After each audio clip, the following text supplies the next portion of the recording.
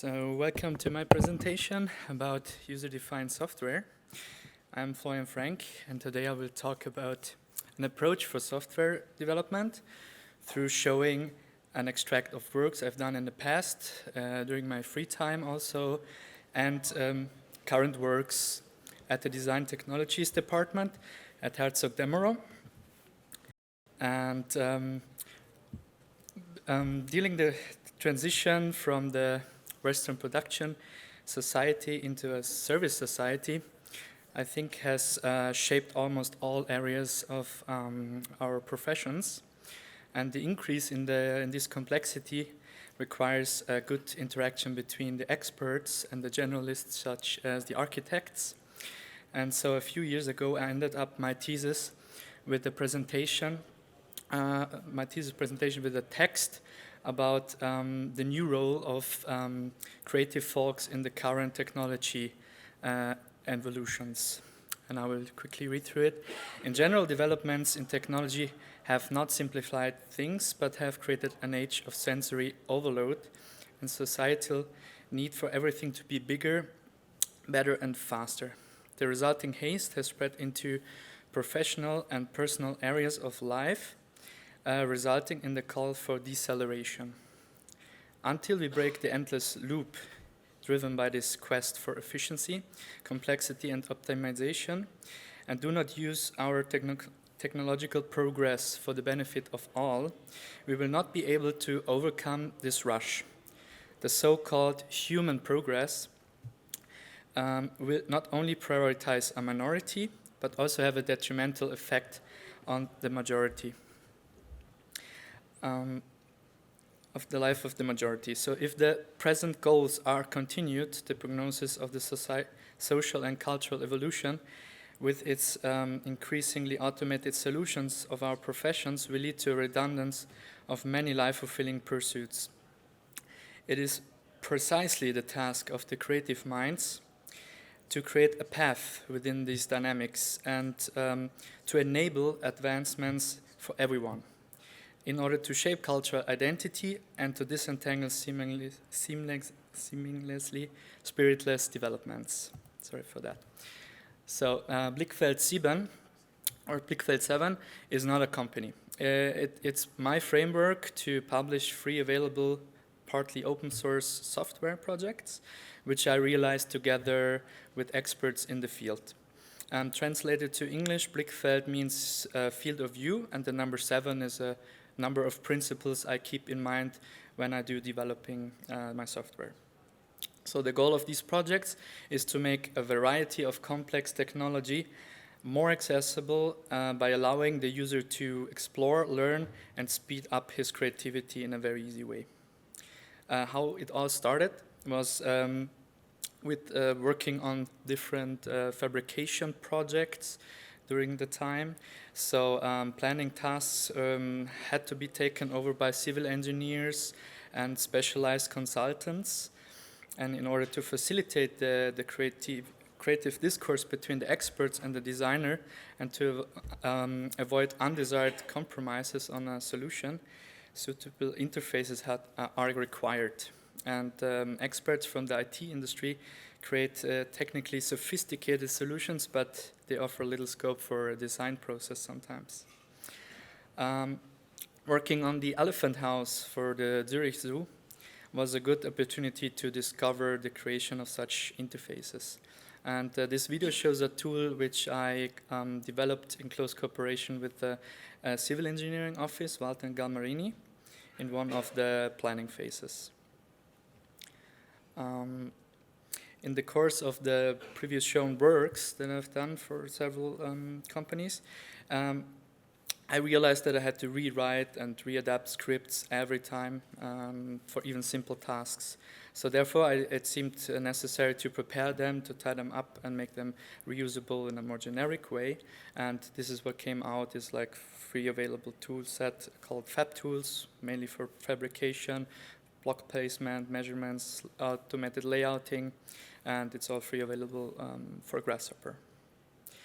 Another project called Vironment. I tried to cover the development from building a machine building the drivers, the software, until giving it to the people that really use it in one step. And I tried to make this technology of wire bending very accessible to students in this case. And the title Vironment represents the initial idea to create reinforcement with 3D bent freeform elements out of concrete. So the development method is based on a constant feed of a metal wire, which can be deflected by a hinged nozzle in different directions. And by calculating the spring-back forces with the numerical control of the nozzle position, it is possible to manufacture NURBS curves by approximating arcs. The method has been further developed into suitable mechanics. Electronic components and the necessary drivers have been programmed, and a simple-to-use touch interface has been designed for the user. The software layer shows users only the necessary informations about the complex calculations running in the background, and allows to detect the limitations, but also the design problems at a very early stage. After all, the components of the project were designed, ordered or milled, and the interface could finally be tested with a working prototype. In the end, at the international workshop in Taiwan, a group of students tested the interface with the different design ideas. So I just gave them the machine, I gave them a quick introduction. It was like basically one day they learned Rhino, Grasshopper, and how to use the machine. Unfortunately, I only had one machine bringing in my hand luggage on the flight. But yeah, it was great to explore their approach with this new technology they just confronted at the very same day. And yeah, they were able to come up with great things, I think. Showed me also where to improve my my approaches, my methods. And here is another very important project. It was also tested in the same environment. And this project called Tacko was developed initially during a seminar at the Experimental Robotic Lab in Innsbruck, at the University of Innsbruck. And together with Yuan and Yuting, the two co-developers, we want to provide a fun and easy access to industrial robot technology for students and newcomers. It's also free software. And by reducing the complexity of control, facilitates the user interaction with the robot controller and makes the technology also more accessible and more easy to use. So Tacko is a free extension, as I said, for Grasshopper, and consists of all the necessary features of a modern offline programming tool. In no time, complex sequences and routines for even multi-robot applications can be created, simulated, eventually corrected, and complex calculations such as inverse kinematics, collision detection, and these multi-robot applications are done in the background, and the user don't have to necessarily care about all these tricky things. Yeah, and in the end, the automatically generated program is loaded directly from within Grasshopper onto the robot controller and can be executed. It's as easy as this. It's like, yeah.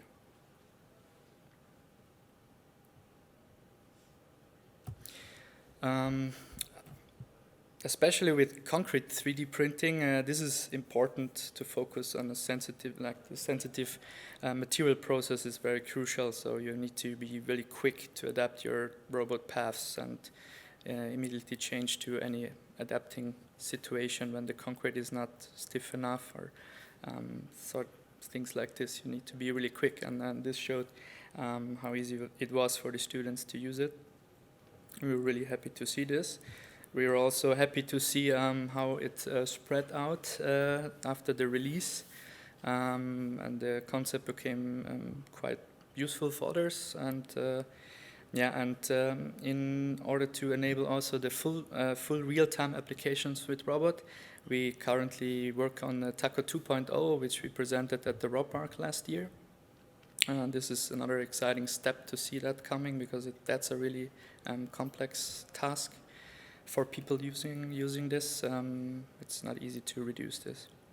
So to summarize all of these experience I gained working on this, trying to enable stuff, I want to explain my 7 principles that I want to share. So first of all is create tools that are fun and check these as your most critical user. The second one is omit unnecessary information and show it only on the right time. So this is very, very important to not distract.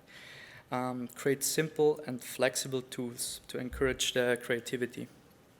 And provide the best control in the most simple way.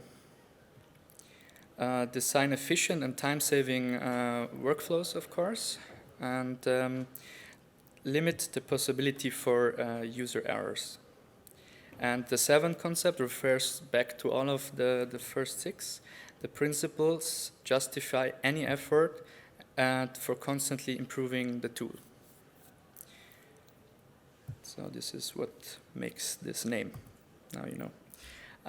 In 2016, I started at the design technology department at Herzog De Meuron, and there's probably no better place to prove these principles for creating creative software tools than in this international and innovative, innovations-focused office.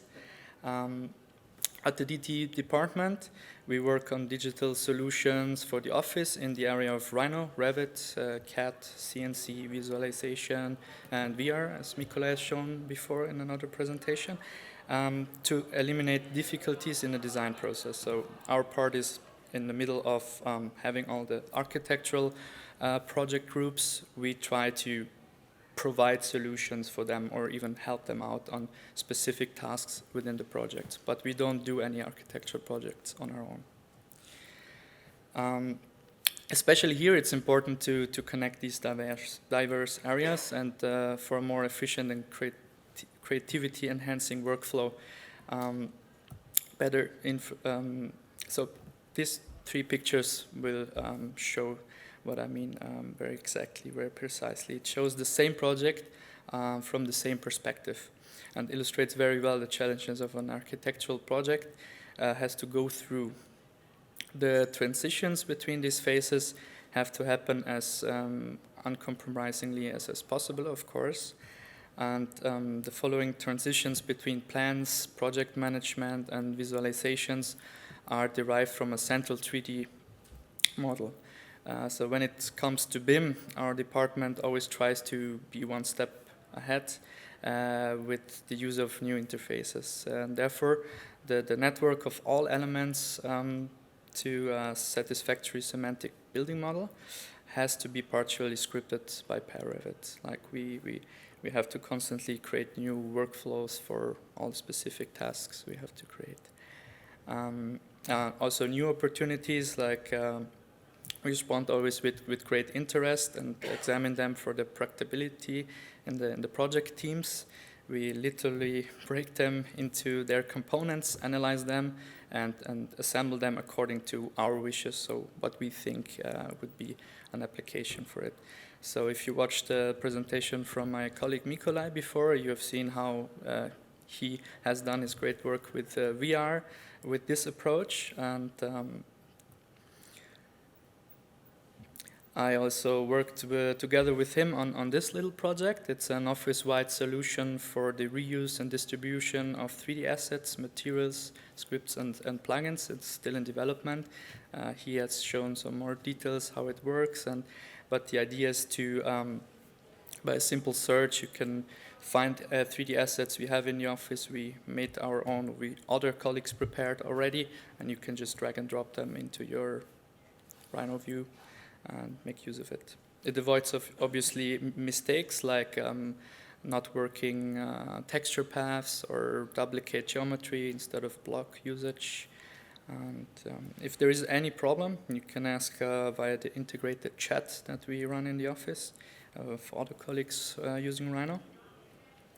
And this interface should bring more ease and fun in creating virtualizations. And as an architecture often necessary, create a new object filled with life very quickly, and so users can concentrate on what they have really to do, namely to prepare a presentation, not to hassle around for finding objects.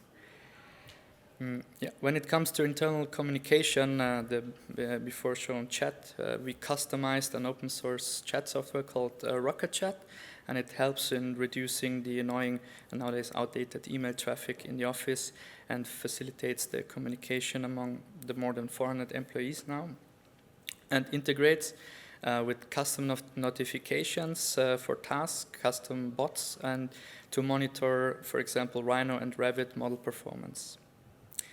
For monitoring the performance of our workstations on heavy Revit files, for example, we make use of the open source IoT technologies. We customize the software stack to investigate any performance issues in order to provide a more in-depth analysis on this thing to our IT department so they can solve the issue then. Within the increasing use of our 3D printers in the office for design mockups, running almost 24 hours, a need of monitoring also these devices in an easy and comprehensive way seemed necessary. So by using the Ultimaker API and partly modifying the embedded Linux on the printers, this in-house developed tool allows to view the live camera, the progress and all the sensor data, as well as upload files, start and stop the prints remotely from just one view. And in order to provide all of these tools shown in a trouble-free and pleasant way, the necessary infrastructure had to be created before. And it was done in a close cooperation, of course, with the IT department to help us this. And a very essential, very central role now is our Git repository, locally stored at our server in-house. It's not publicly available. Which stores all the scripts, all the plugins, so namely also all the project-specific solutions for PyRevit scripts and so on is all centrally located at this Git repository, so we have a proper versioning, we have proper control over what is around already, what can be reused, so it immensely improves code quality, even though code is not a big thing in the office, but it really helps to summarize this. Yeah, so it also helps to improve the software we had already. So we have a software for CNC laser made in-house to make it more accessible for all the architects, because technically everybody can access these machines and everybody should be able to use the machine for his design explorations and so on. And so you see the working method in the architecture project teams is strongly oriented to physical models, and Herzog De Meuron is known for having a no specific design style. This means every project is a new challenge. And you will find designs from the master plan to the smallest detail. So this is our project archive, where you can see all the projects from really the first project to the latest one, and the most important design phases shown as a model. And this diversity is not only reflected in the shown archive, but also in dealing with our available tools. So we have a new 5-axis CNC, and this offered some new possibilities in the design process, which, however, could not be fully exploited after a few adjustments, of course. And together with our in-house CNC expert, Dominik Nüssen, I built a new interface for the 5-axis machine panel for the screen, which facilitates now the control of all necessary functions within one screen that we created. And you would not imagine how complicated it was before. It was like over-engineered, I think, by Siemens. And we also developed a complete solution for programming and simulating a 5-axis machine movement. for a bit better design workflow. It detects possible collisions by calculating, again, a full IK, gives feedback about available tools, and makes programming the CNC much more easy for our carpenters. So the advantage of using a parametric environment like Grasshopper makes it also more easy for us developers to quickly modify and update milling strategies according to our coworkers' need on a specific project. This interface brings our employees back to work and lets them even forget about the labors of our old CAM software they used before. And the physical model is an extremely important design tool for the office. So the quality of the result is in the focus of the handling of the software, is only a means of for the purpose. So I think the fact that the user and his ideas are in the foreground does not seem to have arrived to all big software vendors yet. Probably they don't know about these 7 principles yet. And I would like to finish off this talk with the famous quote by Cedric Price. Technology is the answer, but what was the question? I think this should be the first question you have to pull yourself when you start developing a software, namely to focus on the problem, not to provide solutions. But I think we have some great examples here at the conference already. I've seen them around, and I'm really happy to see this growing faster. Thank you.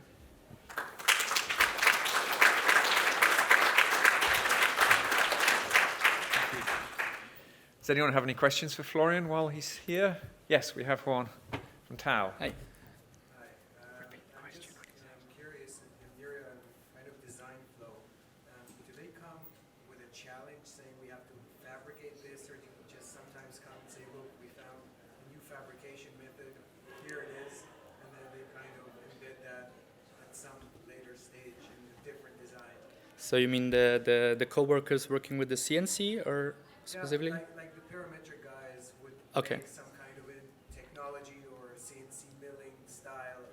Would that be done for a specific project, or would they just play around with it, put it online and say, hey, look what we made, if you want to put that in the project? I would say both. Like sometimes if they don't know the solutions exist already, they will come and say, hey, I want to have this, and most of the time there is already a tool we developed for this or something similar, so we make use of this, adapt it, and give it to them. At the same time, we will then try to make this existing tool more generic in order to not have to recreate this all the time. Sometimes the solutions are very specific to the project, then of course we have to create a new solution for this. Yeah. You're welcome. Okay. Any more questions? No? Okay, we'll take a couple of minutes just to swap laptops over, and then we'll move on to the next presentation. Thank you very much.